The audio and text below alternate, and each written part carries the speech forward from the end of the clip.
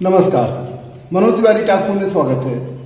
आज हम एक ऐतिहासिक व्यक्ति जिनका परिवार का इतिहास से भारत की आज़ादी के पहले यहाँ तक कि मुगल काल के भी इतिहास से उनका संबंध रहा है।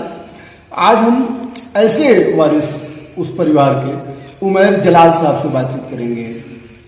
शुक्रिया मनोज भाई। उमैर जलाल जी, आपका मेरे टाक में बहुत बहुत स्वागत है। और सबसे पहले तो इस बात के लिए धन्यवाद कि आपके दौलत खाने पर इतनी ज्यादा मेहमान नवाजी, इसका मैं कैसे जो है अपने शब्दों में कहूँ। देखिए, हमारे दीन में जो है मेहमानों का, बेटियों का और बारिश का, इन 3 चीज़ों का बहुत एहतराम कहा गया। ये हमारे अल्लाह की तरफ से नियामतें हैं। यानी जिस जगह बारिश हो रही हो और बेटियां हों और मेहमान आ रहे हों, घर में कभी बरकत की, कभी रहमत की और कभी किसी चीज़ की परेशानी नहीं होगी। वहाँ हमेशा जो है इतनी चीजें, अब मैं अकेले खाने वाला, इतनी चीजें, बादाम है, काजू है, नमकीन है, दही बड़ा है, टिकिया है, फिर पोखरी है, रसगुल्ला भी है। अब ये इतनी चीजों की व्यवस्था करने की क्या जरूरत है? ये सब रोजी है और आपकी नसीब का है। जिसकी नसीब की जो रोजी होती है उसको मिलती है। ये मुकद्दर की है। कभी मेरे मुकद्दर में आपको ये दौर खाने में मिलेगी। अच्छा जलाल साहब, आपका परिवार जो है वो ऐतिहासिक रहा है और इतिहास से संबंधित रहा है, गौरवशाली इतिहास रहा है आपके परिवार का। कुछ अपने परिवार के इतिहास के बारे में संक्षेप में बताएं। हमारे जो पूर्वज थे, जिन्होंने मवामा में आकर के यहाँ एज इस्लाम मिशनरी उन्होंने अपना आपके अयोध्या से होते हुए यहाँ पर आए थे। उनका नाम था जनाब बाबा कमालुद्दीन साहब, जो हजरत चिराग देलवी दिल्ली, जो एक बहुत बड़ा स्थाना है, बहुत बड़े जो है खानका है, उनके भांजे थे। और वो यहाँ पे इस्लाम मिशनरी के तौर पे आए, इस्लाम की तबलीग करते हुए। और उस वक्त की खिलजी राजवंश का जो है ये शासन था यहाँ पर। तो उस वक्त जब यहाँ पे उन्होंने इस्लाम की तबलीग कर रहे थे, तो उस वक्त मवामा में छोटे छोटे कबीलों की और कुछ हुकूमतें हुआ करती थी, जिनको भर कौम कहा जाता था। ये हुकूमतें मवामा से लेकर के, गंगा पार से लेकर के आपके जो है सरयू नदी के किनारे तक इनके छोटे छोटे ट्राइबल्स जो है इनके राजा हुआ करते थे, जिनके साथ वो लोग अपने रहते थे। तो उस वक्त जब यहाँ पे आए तो काफ़ी जो है इनसे आपस में क्लैश हुआ चीज़ों को लेकर के। तो दाऊद खिलजी के टाइम पर भी हमारे पूर्वजों ने मवामा को फतेह किया और उसके बाद मवामा को फतेह करने के बाद हमारे पूर्वज मवामा में ही रह गए और वहीं पे ही अपनी जागीरें बनाई और वहीं पर से अपनी छोटी सी रियासत, जिसको भी इतिहास में चाहे वो द लैंड लॉर्ड ऑफ ओगन नागरा हो, चाहे आसार करीमा हो, चाहे आईने हवज पटकर की बहुत इन्होंने जो है आपकी स्कॉलर रहे हैं हिस्ट्री के। और माशाल्लाह सबसे पहले तो काबिल तारीफ है कि आप एक खुद बुद्धिजीवी हैं और IAS का इंटरव्यू देकर के यहाँ पर आए हैं। जो जानना चाह रहे हैं तो हमारे लिए रिसर्च की बात है। जी बिल्कुल बिल्कुल। इतनी बड़ी ऐतिहासिक जगह वो में है, लेकिन आज जो है लोग इसको नहीं जानते, मरहूम है तमाम लोग। नई पीढ़ी तो एकदम मरहूम है कि यार कहाँ पर है, कौन से है, जबकि एक ऐसी ऐतिहासिक चीज है कि इसको जानना तो हर आदमी को। देखिए, ये जो जगह है, मवाना जो जगह है, ये उत्तर प्रदेश के जो है राजनीतिक उसमें भी और खासतौर से मुगल कालीन से लेकर के ब्रिटिश पीरियड में भी, और जो हिंदुस्तान की आज़ादी से पहले का जो वक्त था उसमें इस जगह का बहुत बड़ा दखल था। यहाँ के पहले विधायक ज़हूर अहमद बैरिस्टर, जो इसी गदा कोठी से, जो हमारे वन ऑफ द दादा हुआ करते थे, ज़हूर अहमद बैरिस्टर बारवटवा थे, मुस्लिम लीग के फाउंडर मेंबर थे, जनरल सेक्रेटरी थे। वो इलाहाबाद से करीब 36 साल वो इलाहाबाद के लेजिस्लेटिव काउंसिल के जो है MLC हुआ करते थे।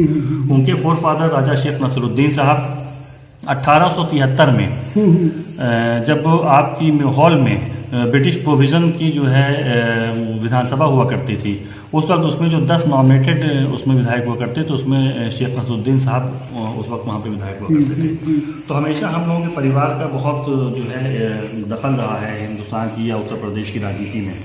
लेकिन एक वक्त के होने के बाद जैसा जैसा आप भी जानते हैं कि वक्त के बदलाव के साथ प्रकृति के नियम में बदलाव, बहुत सी चीज़ें बदलती हैं, बहुत सी रूढ़िवादी चीज़ें चेंज होती हैं। लोगों के अंदर आजकल जो धार्मिक भावनाएं और जातिवादी का दृष्टिकोण की जो चीज़ें हो रही हैं, उससे कहीं ना कहीं समाज में लीडरशिप का भी पतन हुआ है और समाज में जो है काबिलियत का भी पतन हुआ है।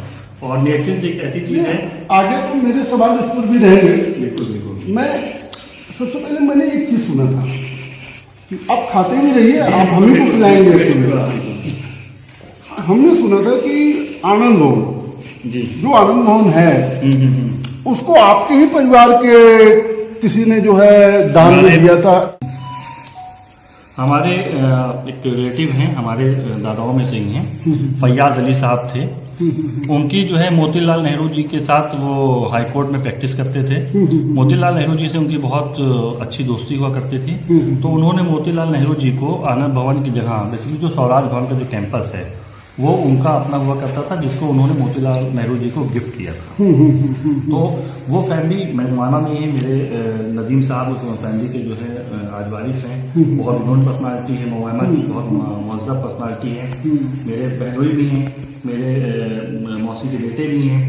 तो काफ़ी अच्छा वो रहा है। और कांग्रेस नेहरू जी की पूरी कॉन्स्टिट्यूंसी सीट रही है, इंदिरा गांधी की कॉन्स्टिट्यूंसी की सीट रही है। नेहरू जी हमेशा आते थे इंतखाब साहब के घर पे ही रह करके, वहीं से पूरा चुनाव संचालन होता था। इंदिरा गांधी खुद यहाँ आती थी। और मेरे मौसा जनाब सदुद्दीन साहब वो ऐसी शख्सियत थी जिनको नेहरू जी खुद गोद लेकर के गए थे। और वो लोकल गार्जियन, जामिया मिलिया के लोकल गार्जियन जो थे, भारत के पूर्व प्रधानमंत्री जवाहरलाल नेहरू और लाल बहादुर शास्त्री उनके जो है लोकल गार्जियन हुआ करते थे। लेकिन फिर मैं वही कहूँगा, वक्त के साथ कांग्रेसी भी अपनी पुरानी जड़ों से दूर हो गए, जिसकी वजह से अच्छी लीडरशिप आज उनको। मेरे सवाल है, इस पर भी राजनीति पर भी मैं बात करूंगा। अरे चलिए, जब आपने समाज के बारे में पहले मैं पूछ रहा हूँ। जी बताएं। आप इतनी ऐतिहासिक फैमिली से जुड़े हुए हैं, आपको माशाल्लाह तहजीब भी जो है, परिवार से संस्कार भी उसी तरीके के मिले हुए हैं। ऐसे लोगों से आपकी मुलाकातें भी हुई होंगी, होती भी रहती हैं। तब के समाज में और अब के समाज में क्या बदल गया है? देखिए, मैं बहुत बुनियादी तौर पे बस आपको थोड़ा सा गौर कराऊंगा कि जब हम लोग छोटे थे तो हम लोग मोरल साइंस एक सब्जेक्ट पढ़ा करते थे, सिविल साइंस जो कहते थे नैतिक शास्त्र। आज ये सब्जेक्ट समाज में खत्म हो गया है। यानी समाज से हम ही लोगों ने नैतिक शास्त्र का सब्जेक्ट ही खत्म कर दिया। सब्जेक्ट है, पढ़ाया भी जाता है, लेकिन शायद लगता है कि हम लोग उसको फॉलो नहीं करते। नैतिकता का पतन हो गया समाज में, यही कह सकते हैं कि हम लोग तरबियत आज जो है गार्जियंस की तरफ से अपने बच्चों को उस तरह की नहीं मिल पा रही है, तहजीब उस तरह की नहीं मिल पा रही है कि जो बड़े और छोटों का जो अदब और लिहाज है, जो परिवार को जोड़े रखने का जो अदब और लिहाज है, उन चीज़ों की दूरी है। तो जिसका असर समाज पे भी देखने को मिल रहा है। और धीरे धीरे मुझे लगता है कि सब क़यामत की निशानियाँ हैं। और ये सब भाई दुनिया है, तो इन सब चीज़ों के तब खत्म तब तो जाएगी नहीं। ये जैसे आपने कहा कि दिन की भाषा की क़यामत की निशानियाँ हैं जी, ये खाली भारत में भी इस बदलाव से समझ में आता क्या और देशों? आप देखिए, एकल प्रथा पहले संयुक्त प्रथा रहती थी। आदमी को कोई परेशानी होती थी तो लोग एक दूसरे से सुख दुख बांट लेते थे। लोगों को कभी किसी तरह की बीमारी का एहसास नहीं होता। आज लोग अकेले हैं, फ्रस्ट्रेट हैं, टेंशन में हैं, बीपी बढ़ रहा है उनका। ये सब किस लिए है? क्योंकि वो आज अकेले रह रहे हैं। तो जब संयुक्त परिवार टूटता है, जब लोग अकेले जाते हैं, तो ये अकेले हिंदुस्तान की बात नहीं है सर, ये पूरे ग्लोबली आप चीज़ देखेंगे। आज हर मुल्क में कहीं ना कहीं इस तरह की दिक्कतें आ रही हैं। भेदभाव लोगों के अंदर बढ़ रहे हैं, कहीं गोरे काले कर भेदभाव। ये मतलब एक देश की नहीं समस्या है, ये ग्लोबल इम्पैक्ट है। ये ग्लोबल इम्पैक्ट है क्योंकि कुदरत का निज़ाम है। और कुदरत का जब निज़ाम चलता है तो उसमें मनोज तिवारी जो मेरे साथ बहुत छोटा सा एक टूल है, वो भी उसी के हिस्से के साथ मूव करते हैं, उसी हिस्से के साथ चलेंगे। अच्छा जलाल साहब, एक भी और कहा जाता है कि अक्सर चुनाव जो है व्यक्तियों की छवि पर लड़े जाते हैं। पहले लड़े जाते थे, उनकी छवि एक होती थी। नहीं, छवि तो आज भी होती है, ऐसा नहीं है, लेकिन उसकी छवि किस तरीके की होती है आज एक चीज देखा जा रहा है, जो बहुत बड़ा बदलाव। आपने भी तो कई इलेक्शन देखे होंगे। आज एक व्यक्ति की छवि पर पूरे देश या पूरे प्रदेश का चुनाव लड़ा जाता है। यानी लड़ने वाला जो प्रत्याशी होता है उसकी छवि बहुत मायने नहीं रखती। आप किस बात से कितना? देखिए, ऐसा है कि सब कॉमर्शियल इम्पैक्ट है। आज जो लीडरशिप है वो लीडरशिप एक होती है नैतिक क्षमता, जिसको हम लोग एक्सेप्ट करते हैं। एक नैतिक क्षमता होती है जिसको जबरदस्ती जो है एक्सेप्ट कराया जाता है। तो आप सबसे जीतिए या सबको जीतिए। आज जो लीडरशिप चल रही है वो सबसे जीतने की चल रही है। पहले जो लीडरशिप होती थी वो सबको जीतने की होती थी। उस वक्त सैद्धांतिक लड़ाई होती थी। आप देखिए कि अटल बिहारी वाजपेयी जैसी शख्सियत जो दौर से गुजरी है, सभी पार्टी के नेता उनका कितना आदर करते थे। मैंने खुद पढ़ा कि अटल बिहारी वाजपेयी जी जब बीमार थे तो राजीव गांधी साहब प्रधानमंत्री थे, तो उस वक्त उनके इलाज के लिए जो है राजीव गांधी साहब ने अटल बिहारी वाजपेयी जी को विदेश भेजा। और वो कहते थे कि इस तरह के लोग, आज इस तरह की चीजें नहीं है। आज तो बदले की कार्रवाई, आज बदले की भावना चल रही है। लोगों के अंदर चीजें बदल गई हैं। लोग अपने प्रिंसिपल से, मोरल से हट करके अपने मैन टू मैन जो है इसको चेज कर रहे हैं और मैन टू मैन इस लड़ाई को लड़ रहे हैं। इसलिए इसका असर तो राजनीति पे भी पड़ रहा है, और जो राजनीति पे पड़ेगा तो समाज पे भी पड़ेगा। और जैसा आपने कहा कि लीडरशिप एक आदमी को लग जा रही है। देखिए, पहले होता क्या था, आदमी अपनी शान और शौकत को, स्टेटस सिंबल को बनाने के लिए पॉलिटिक्स में एंट्री करता था। अच्छे परिवार के लोग, पढ़े लिखे परिवार के लोग आते थे। अब राजनीति में क्या हो गया है, अब राजनीति में जिसके पास पैसा है या वो टिकट परचेज कर सकता है या वो आर्टिफिशियल मेकिंग कर सकता है। तो आपको लगता है राजनीति में धन जो है वो ज्यादा हावी हो गया? बिल्कुल, राजनीति में धन हावी क्या हो गया, राजनीति में ये कह सकते हैं कि राजनीति का व्यापारीकरण हो गया है। आज आप जो राजनीति कर रहे हैं, आप देखिए, अगर कोई आपने छोटा सा भी अगर कॉर्पोरेटर बनता है तो 10-20 साल के बाद जब चुनाव होने जाता है तो उसके कॉर्पोरेटर उसके ऊपर इल्जाम लगाते साहब इतनी पूंजी इकट्ठा करें। कहाँ से आया? पहले लोग अपने बाप खेत बेच करके चुनाव होते थे। तबाह बर्बादी की निशानी यही है कि हम लोग परिवार इसी में शान और शौकत नहीं बेच के बर्बाद हो गए।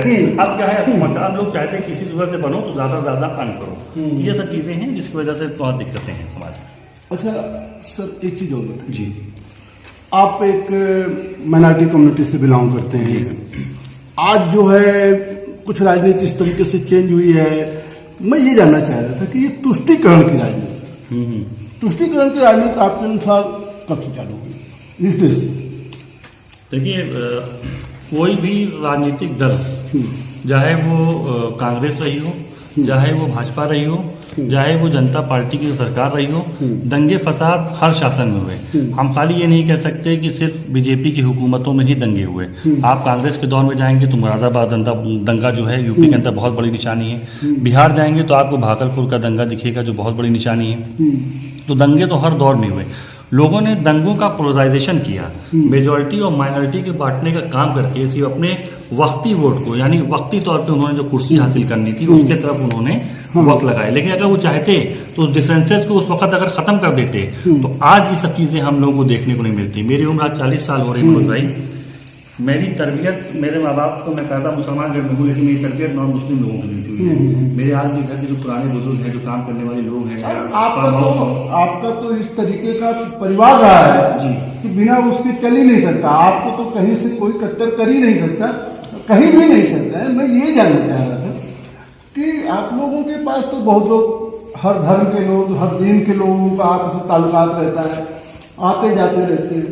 लेकिन जो समाज में जो राष्ट्र की राजनीति आज चल रही है, या 10 साल पहले ये तुष्टीकरण जो होने लगा, जो बंटने लगा, लोगों ने समाज में हिगराने लगे, ये क्यों जो है चल रही है, या ये कब से चल रहा है, किस जमाने से आप समझ सकते हैं? देखिए, इमरजेंसी, आप हिंदुस्तान की आज़ादी के पीरियड्स को 2 हिस्से में बांट सकते हैं।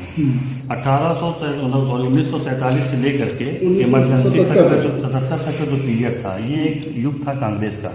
1977 के बाद जो एक युग आया, एंटी कांग्रेस की लॉबी आई, जिसमें लोगों ने, बड़े बड़े लीडर्स ने कांग्रेस छोड़ करके अलग अलग जगह पर जाकर उन्होंने दल बनाया। तो जब उनको इस चीज़ की जरूरत, तो रीजनल पार्टीज का उदय हुआ। जैसे जैसे रीजनल पार्टीज का उदय हुआ तो हर एक्शन का रिएक्शन हुआ। मेरा सवाल भी आगे जो है इसी तरह, हर एक्शन का रिएक्शन हुआ। तो किसी एक आदमी ने एक समाज को पकड़ा तो दूसरे आदमी ने उसका सुरक्षा कवच बन के आगे जगह ये गलत नहीं कर रहे, ये ठीक कर रहे हैं। क्यों? क्योंकि उसको अपने वोट पाने थे, तो उसको एक पार्टी विशेष को या एक समाज विशेष को अपने तरफ करना था, एक मदद विशेष को अपने तरफ करना था।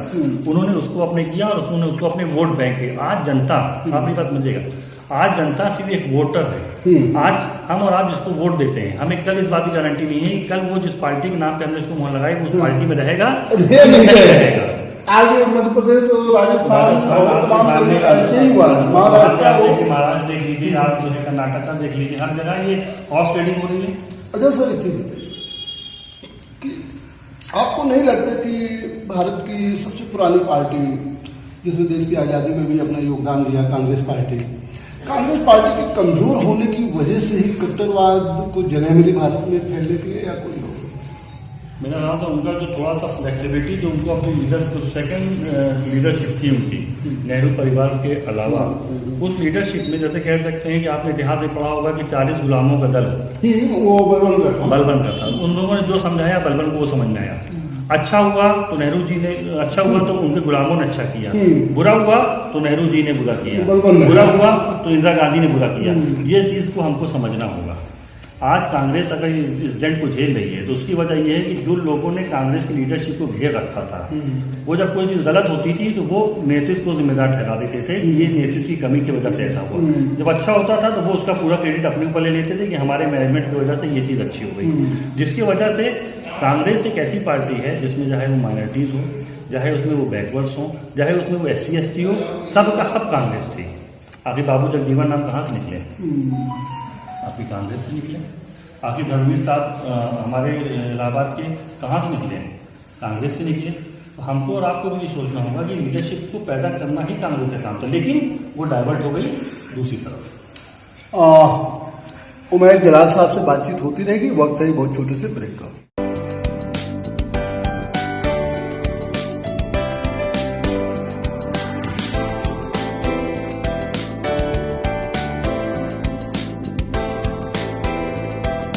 ब्रेक के बाद आपका स्वागत है। आगे हम जलाल जी से बातचीत करते रहेंगे। जलाल साहब, अभी मेरा जो पिछला सवाल ये था कि क्या वजह थी कि कांग्रेस कमजोर होने से कट्टरवादी आंदोलन, कट्टरवादी लोग आगे बढ़े, या फिर समाजवादी आंदोलन कमजोर होने से उनको जगह मिल गई?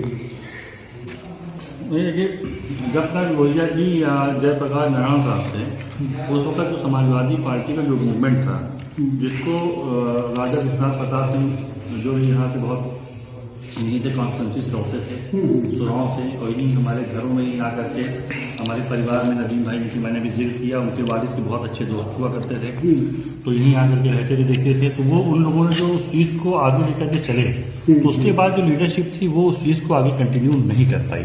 देखिए, विचारधारा की लड़ाई आप लेके चल सकते हैं, लेकिन जब विचारधारा में मसल्स पावर, मनी पावर और मैन पावर जो होती है, तो फिर आप विचारधारा से दूर हो जाते हैं। अच्छा, एक चीज और राजनीति पर ही हम लोग बात करते हैं। आज ऊपर से सारे दल के लोग, सारे दल के नेता ये कहते हैं कि साहब विकास के नाम पे चुनाव हो रहे, विकास के नाम पे चुनाव हो रहे, जबकि उनका असल मुद्दा जात, धर्म और संप्रदाय यही सब होता है। यानी ऊपर से तो ये चाहे जो कहते हैं। इसमें बताइए कि इस तरीके का परिवर्तन ऐसे क्यों आया, क्या होना चाहिए? कुर्सी की जो ख्वाहिश है ना, इस कुर्सी की ख्वाहिश के लिए मनोज भाई, लोगों ने जो है अपने जो विचारधारा के जो प्रिंसिपल थे उनसे लोग भटक गए। जो कार्यकर्ता मान लीजिए किसी एक पार्टी में रह करके अपनी पूरा जीवन बिताता है और उसमें लगाता है, जब उसके टिकट मिलने का वक्त आता है तो किसी दूसरी पार्टी का आदमी पैराशूट लैंडिंग कर लेता है या स्विच करता है। इसको तो आप ऐसे समझिए जैसे कोई MNC कंपनी है, आज मेरा पोर्टफोलियो यहाँ अच्छा है, मुझे ज्यादा पैकेज मिला तो मैंने ज्यादा पैकेज पे दूसरे का नई जॉब ज्वाइन कर ली, सर्विस कर ली, वही करिए। अब यहाँ होता क्या है कि NBFC किसी को ऑफर देती, भाई हम आपको 10 लाख मिला, हम आपको 12 लाख देंगे, आप हमारी ज्वाइन कर लीजिए। यहाँ ये है कि हमने वहाँ 10 लाख में ज्वाइन किया, तो यहाँ हम आपको 30 लाख देंगे, हमारी ज्वाइन करा दीजिए। चीजें चेंज हो गई, ये चेंज हो गई, ये चेंज हो गई है कि पैसा देंगे ज्वाइन करो, टिकट देंगे हार देंगे, उनके टर्म्स एंड कंडीशन पूरी फाइनलाइज होती है, उनके भी इंगेजमेंट देते हैं। आपको टेक्नोलॉजी में पूरा टर्म्स एंड कंडीशन आपको फॉर्म होता है, आपको ये टर्म हम कितने टिकट देंगे हमारे लोगों को। जब ये पार्टियों का विलय होता है, छोटे छोटे दल, उसमें वो कॉम्प्रोमाइजिंग मोड में आते हैं कि हमें कितना हमारे विधायक होंगे, हमारे कितने चेयरमैन होंगे, हमारे कितने जो है MLC होंगे। जो इस तरीके से बार्गेनिंग होगी तो फिर आपकी लीडरशिप कहाँ जाएगी, जनता कहाँ जाएगी, जनता की बुनियादी ज़रूरतें कहाँ जाएंगी। आप कोई बड़ा माइलस्टोन क्रिएट कर देते हैं, जैसे मान लीजिए कि आपने कहा मैंने एक बहुत अच्छी रोड बना दी, क्या रोड आज हमारे लिए नेसेसिटी है कि आज मनोज तिवारी जी इलाहाबाद से चल करके मवाना आए तो क्या उनको पेट्रोल फ्री मिला? क्या इस कोरोना के वक्त में जब आज पूरी दुनिया लड़ रही है तो उनको किस चीज़ की छूट मिली? क्या उनको जो मोबाइल हम यूज़ कर रहे हैं, मोबाइल में जो है क्या हमको फ्री कोई? जलाल साहब जी सर, इतनी मेहमान नवाजी के लिए आपको बहुत बहुत धन्यवाद। और हम तो जो है खाते खाते उग गए। अच्छा सर, आप एक चीज, इंदिरा गांधी भी देश की प्रधानमंत्री थी, आयरन लेडी कही जाती थी। आज नरेंद्र मोदी की छवि भी ऐसी ही बनाने की कोशिश है, और है क्या है, मैं यही जानना चाहता हूँ। इंदिरा गांधी की प्राइम मिनिस्टरशिप और नरेंद्र मोदी की प्राइम मिनिस्टरशिप में जलाल साहब क्या अंतर है? देखिए, बहुत आपने एक ऐसा सवाल पूछ लिया है जो मास से जुड़ा हुआ सवाल है, व्यू से जुड़ा हुआ सवाल। बिल्कुल।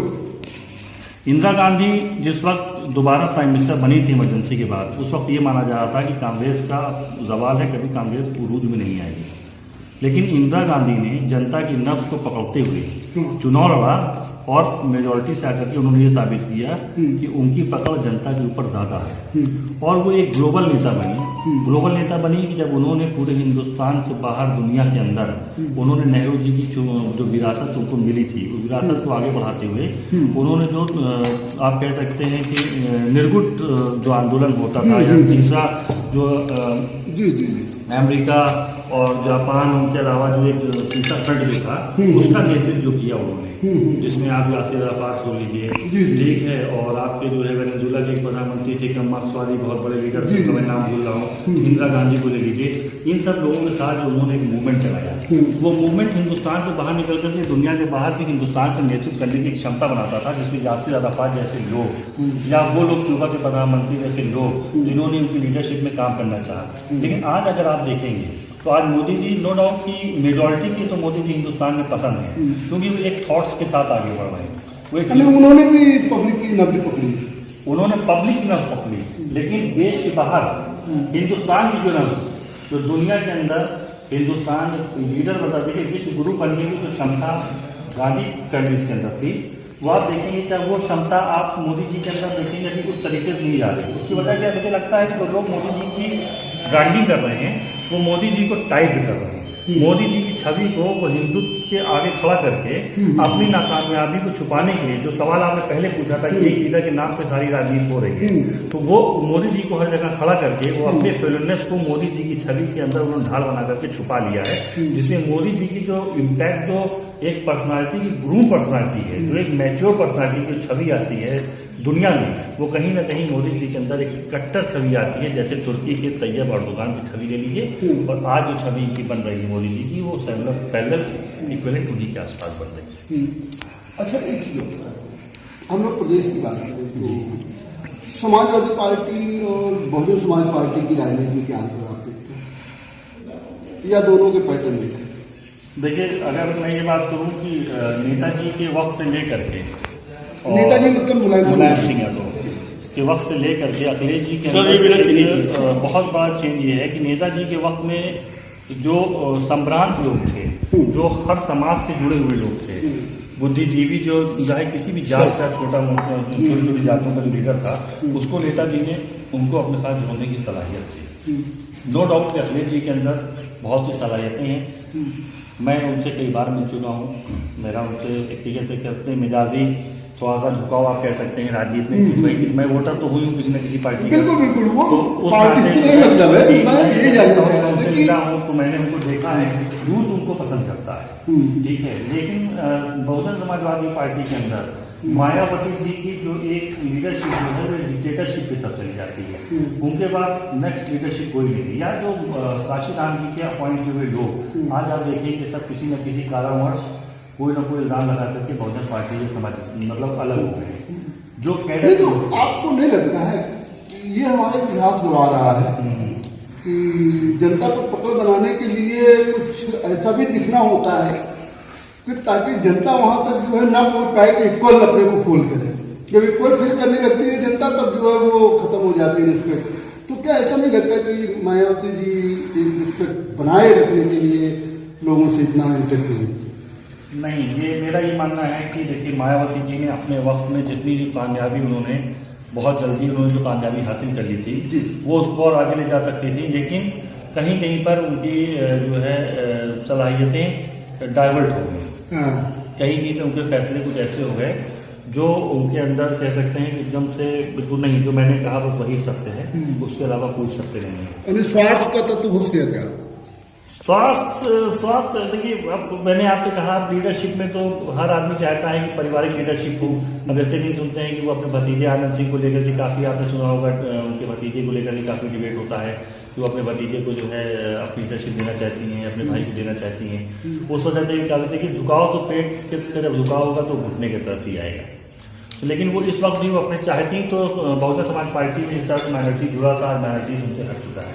अभी आप स्टेटस अगर देखिए तो बीइंग माइनॉरिटी, जिस तरह से राजस्थान में वो अपने विधायकों को लेकर के वो तरह तरह की बातें कर रही हैं, ये सब बातें उन्होंने और जहाँ जब उनके विधायक टूट के गए उन्होंने उस वक्त वो सब बातें नहीं की।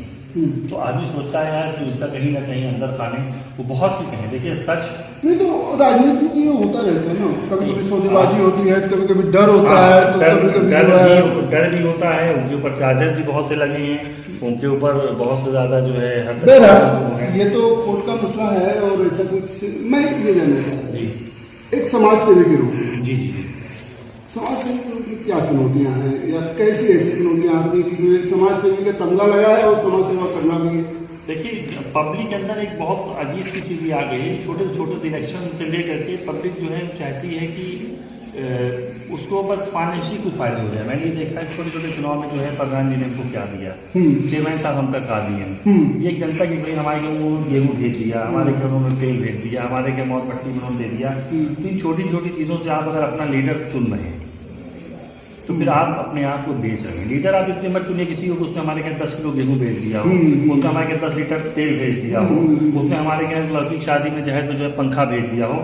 आप लीडर इसलिए चुन रहे हैं कि आपकी जो जरूरत है वो गेहूँ राशन, ये तो सरकारों का काम है, ये तो सरकारें दे रही हैं। ये तो जो गवर्नमेंट की पॉलिसी बनी है वो पॉलिसी के इम्पैक्ट है जो आपको इम्प्लीमेंट करना होगा। वो कोई भी प्रधान आएगा, कोई भी चेयरमैन आएगा, कोई भी ग्राम स्तर से वीडियो साहब की तरफ से आएगा, वो चीज़ें आपको पॉलिसी में है वो आप इम्प्लीमेंट करें। आप लीडर ऐसा चुनिए जो आपके क्षेत्र का विकास करे। मनोज भाई थोड़ा सा बात यहाँ खींचूंगा, बहुत अच्छा लंबी हो जाएगी। एक छोटे से क्षेत्र की अगर हम लोग बात करें, ग्रामीण क्षेत्र की बात करें, तो ग्रामीण क्षेत्र में आप बीडीसी मेंबर से लेकर के, ग्राम प्रधान से लेकर के, जिला पंचायत मेंबर से लेकर के और आपके जिला पंचायत अध्यक्ष से लेकर के, विधायक से लेकर के, सांसदों से लेकर के, बीडीओ साहब से लेकर 7, 8, 9, 10 प्रत्यक्ष और अप्रत्यक्ष ताकतें काम करती है खेत के विकास के लिए।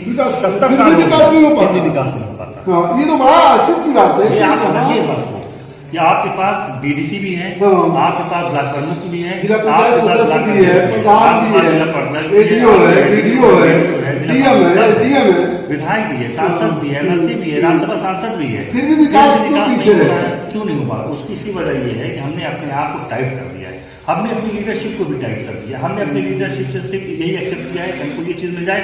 लीडर ने सिर्फ समझ ली कि हमको अपनी जनता को बस इतनी फंडिंग करनी है, इतनी फीडिंग करनी है, इतनी चारा देना है, हम अपना जीत। उसने पूरे फाइनेंशियल ट्रांजेक्शन पे ये बात बताइए सर, जैसा कि जब पहले लोग शिक्षित कम थे जी, कहा जाता है कि शिक्षा का तो स्तर अभी बढ़ा है इधर 20 सालों में, उसके पहले तो शिक्षा का लेवल भी हमारे यहाँ कम था, प्रतिशत भी कम था। तब कहा जाता है लीडरशिप बहुत अच्छी थी, अब लीडरशिप खराब हो गई। यानी पहले भ्रष्टाचार ज्यादा था कि अब ज्यादा भ्रष्टाचार? कहने मतलब शिक्षा बढ़ने के साथ साथ भ्रष्टाचार भी बढ़ा। ये पहले जब शिक्षा कम लोगों के पास थी, लेकिन जितनी भी शिक्षा थी बहुत फॉरवर्ड स्टडी शिक्षा थी, वो बहुत ज़हीन होते थे, वो अपने जो है मूल्यों से जुड़े हुए होते थे। उनकी अपनी संस्कृति जो हम लोगों के समाज में जो हमारी विरासत से चली आ रही उससे वो जुड़े होते थे, तो जहानत उनको परिवार से मिलती थी। अब उसका क्या है कि जब आपका स्तर गिर रहा है, आपकी IQ लेवल गिर रहा है, अब आपके दिमाग में कंस्ट्रक्टिव चीज़ें नहीं है, अब आपके दिमाग में डिस्ट्रक्टिव चीज़ें हैं।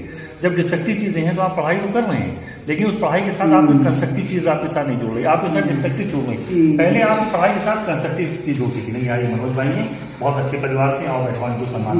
अब क्या हो गया है, वो अपने यार नहीं आ, अब ये होने लगा। अरे यार पंडित जी, छोटी छोटी बात पे आदमी जात धर्म देखने लगा है, गाली देने लगता है, कमेंट करने लगता है। सोशल मीडिया आप देखिए थे, मतलब अफसोस होता है जिस चीज को दोस्ताने के लिए लोगों ने शुरू की, आज वो प्लेटफॉर्म बन गया है सिर्फ लोगों को नफरत फैलाने। जलाल साहब से बातचीत जारी रहेगी, वक्त है एक बहुत छोटे से ब्रेक का।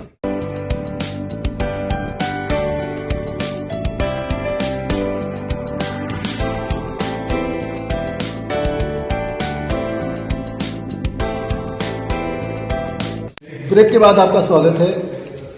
जलाल साहब, कहा जाता है कि सुराव के पूर्व विधायक सतबीर मुन्ना जी से आपके बहुत पारिवारिक संबंध हैं, बड़ी तारीफ करते हैं, बातचीत होती है। सतबीर मुन्ना जी उनके भाई और तो लोग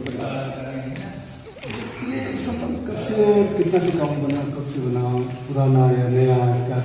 सतबीर मुन्ना जी के बड़े भाई सांसद शैलेंद्र जी से हमारे मौसा जी के संबंध बहुत पुराने थे, क्योंकि वो लोग पहले से कांग्रेस में थे, तो कांग्रेस में होने की वजह से उनके जो है काफ़ी अच्छे और घनिष्ठ ताल्लुकात थे। बीच में वो ताल्लुकात थोड़ा कम हो गए, लेकिन जब सतबीर मुन्ना जी का टिकट यहाँ पे हो रहा था, सतबीर मुन्ना जी जो है टिकट लड़ेंगे या चुनाव लड़ने की इच्छुक हैं, तो उस वक्त सांसद शैलेंद्र जी आए थे, तो उस वक्त हम लोगों से मिले थे, हमारे परिवार के बुजुर्गों से, सरपरस्तों से। तो हम लोगों ने उस वक्त समझा फिर उनके काबिलियत को देखते हुए एक रिनोन फैमिली होने के नाते फिर पॉलिटिकल बैकग्राउंड अच्छा था और ये भी समझ थी कि राजनीतिक समझ अच्छी है, कैसे लोगों को मैनेज करना है, कैसे डिप्लोमेटिक तरीके से लोगों को साथ लेके चलना है। उस समझ को ध्यान में रखते हुए हम लोगों ने उनका समर्थन किया और उनको पसंद किया और बदकिस्मती थी कि सेकेंड टाइम वो नहीं जीत पाए। ये तो हार्ड लगा है। हाँ जी, जगह ऐसा है। जलाल साहब, जी 2022 में उत्तर प्रदेश का चुनाव होने वाला है। इस चुनाव में आप प्रदेश में किसकी सरकार आते हुए देखते हैं? भाजपा दोबारा रिपीट करेगी या सपा आ जाएगी या बसपा आ जाएगी या हंगे से मिली हो जाएगी, क्या लग रहा है? देखिए, इसको आप सुझाव समझ लीजिए और जाहिर को शिकायत समझ लीजिए। मुझे लगता है कि जो फुल मेजोरिटी की जो हुकूमत है उसके लिए सुझाव ये है कि आपको एक मौका मिला है, जनता ने आपको फुल मेजोरिटी दे दिया है। आपका जो भी कमियां हैं, अपराध, जिस अपराध को हटा करके आप आए थे, जो समाजवादी की पार्टी में इल्जाम लगता था कि अखिलेश यादव जी के टाइम में गुंडे बवालियों की जो है सरकार बनती है, आज आप देखेंगे कि उससे ज्यादा अपराध या अपराध का रेशियो जो है आपकी सरकार में उससे ज्यादा हो गया। तो आज आपके लिए जो कंपटीशन है ये बहुत नेक टू नेक कंपटीशन है। कुछ परसेंट वोट के वेरिएशन से ही जो है सरकार के सीटों का फर्क पड़ जाता है। सीटों का फर्क हो जाता है और जो सब पार्टियां अपने अपने तौर से छोटे छोटे दलों का विलय करा रही हैं और कहीं ना कहीं किसी के लीडरशिप के अंदर एक आइडिया आते साथ हमको फ्री टिकट नहीं मिलेगा तो अपना सेम बात दूसरी जगह पे देखने लगता है। तो मुझे लगता है कि बीजेपी और समाजवादी के बीच ही ये टक्कर होनी है। कांग्रेस उसमें की पार्टी का रोल अदा कर सकती है कि अब कांग्रेस की सलाहियत है कि कांग्रेस समाजवादी पार्टी को या बीएसपी को किस तरीके से अपने साथ जोड़े रखती है। अगर कांग्रेस ने बीएसपी को अपने साथ जोड़े रखा तो तब हो सकता है कि बीजेपी की सरकार नहीं बनेगी। अगर कांग्रेस ने बीएसपी को अपने साथ जोड़ने में असक्षम रही तो फिर जिस तरह से दिख रहा है बीजेपी हुकूमत में आ जाएगी। अच्छा, जरा सा एक चीज होगी, देश का भविष्य आप कैसा देखते हैं? बहुत अनिश्चितताओं से भरा हुआ है और उसकी वजह मैं इसलिए कह रहा हूँ कि मैं मतलब अपने आप को समाज सेवी कहता हूँ। देखिए, मैं एक एनबीएफसी कंपनी में जॉब करता हूँ, एक फाइनेंशियल इंस्टीट्यूशन में मैं जॉब करता हूँ। हमारे आज की तारीख में करीब देश में 12 करोड़ से ज़्यादा नौकरियां नौजवानों की जा चुकी हैं। कोरोना की वजह से जो रिसेशन आया है उसकी वजह से एम्प्लॉय का रिटेंशन बहुत ख़राब है। हम लोग अपने एम्प्लॉय को सस्टेन नहीं कर पा रहे हैं। फाइनेंशियल इंस्टीट्यूशन को चलाने के लिए पैसे चाहिए। गवर्नमेंट की तरफ से जो भी पैसे हैं वो आज तक जो भी मिल रहे हैं बड़े बड़े औद्योगिक घरानों के कर्जे माफ करने के लिए या उनको राइट ऑफ करने के लिए दे रहे हैं। लेकिन किसी भी फाइनेंशियल इंस्टीट्यूशन को सीधे उन्होंने फंडिंग नहीं की कि आपके साथ एम्प्लॉयमेंट है, आपसे ये चीज जुड़ा है तो इसमें आपको सीधे फंडिंग कर देंगे। ये सब चीज़ें गवर्नमेंट की जहाँ कमी है, मुझे लगता है गवर्नमेंट को सब चीज़ों पर ध्यान देना चाहिए।